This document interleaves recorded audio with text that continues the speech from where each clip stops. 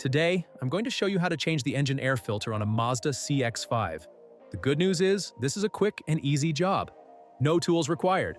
All you'll need is a new filter. You can find a link to a replacement filter in the description below. Alright, let's get started.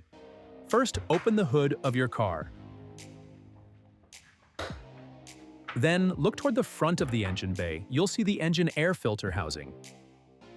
If you look closely at the front of the housing, you'll notice a couple of metal clips. Simply press these clips away from the housing to release them.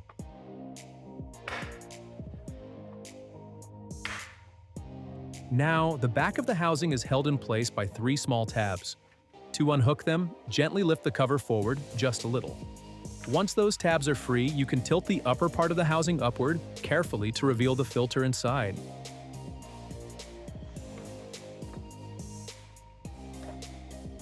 Next, while holding the housing steady with one hand, use your other hand to lift out the air filter. Remove any debris or leaves from the bottom of the housing, either by hand or with a vacuum. Now, take your new filter and place it into the housing. Make sure it's seated correctly and sitting nice and flat. Next, let's reinstall the housing cover. Start by lining up the 3 tabs at the back.